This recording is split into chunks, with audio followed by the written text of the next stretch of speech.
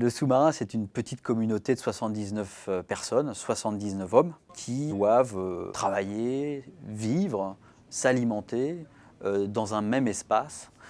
Tout est mêlé en réalité dans un sous-marin. Et par exemple, il y a des espaces qui sont non pas dédiés au sport, mais que les sous-mariniers se sont accaparés en quelque sorte pour faire du sport. Ils ont installé un vélo de fitness, des haltères dans la salle des torpilles, parce que évidemment il n'y a aucun espace qui avait été prévu à cet effet. Ils ont installé un rameur dans la partie arrière, à côté des armoires électriques, parce qu'ils ont besoin d'éliminer leur stress, ils ont besoin aussi d'éliminer les kilos, parce qu'on mange bien lors d'une navigation qui dure quand même une centaine de jours, près de 3 mois. C'est important de faire du sport? Oui, c'est important, ouais. Si on n'en fait pas, c'est pas de là qu'on gonfle, c'est de là. Vous en faites souvent? 2 jours sur 3. Un jour muscu, un jour cardio, un jour repos. Rentrer à quai et dans le regard de nos femmes, voir qu'on a changé, qu'on a pris bien du poids, qu'on s'en sentir moins attirant, ça fait mal. Et dans la tête, ça fait du bien aussi pour 3 mois de mission? Ça défoule. Oui. T'enlèves les galons et je mets le tablier, c'est ça. C'est corvée de patates alors? Ouais. Vous avez été puni? Non, du tout. Mais ça par plaisir. C'est que du volontariat.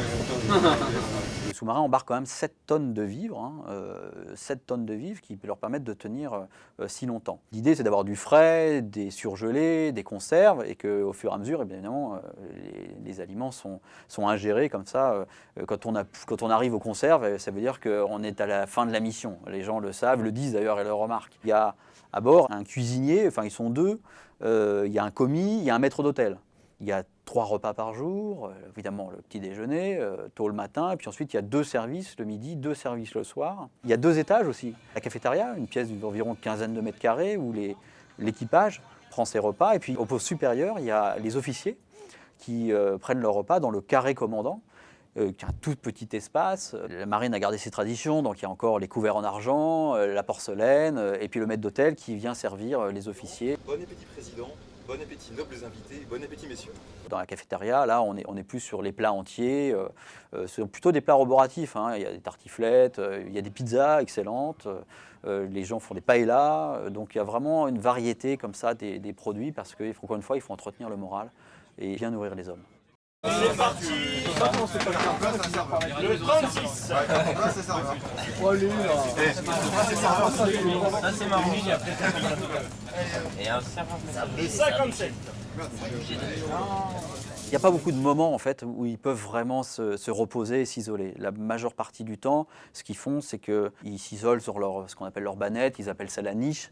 Ça veut un peu tout dire. C'est-à-dire c'est un tout petit endroit où ils peuvent s'allonger. C'est fermé par un petit rideau vert. Et donc là, ils regardent des films en général. Ensuite, ils ont l'espace un peu cafétéria où en fait ils font des jeux vidéo, ils jouent un peu de la musique. Ce qui surprend, c'est que c'est un univers très décontracté.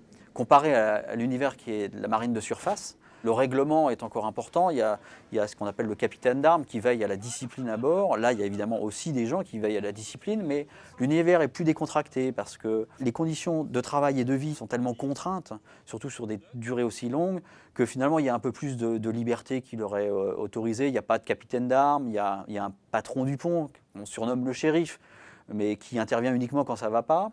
Le facteur est là. Tu prêt à quoi? C'est un facteur aujourd'hui? Ouais, t'as sur pas le canon. C'est des bonnes nouvelles, Richard? Ah oui, très bonne nouvelle. Et ça ça fait du bien. Ça c'est. Ça fait du bien pour le moral.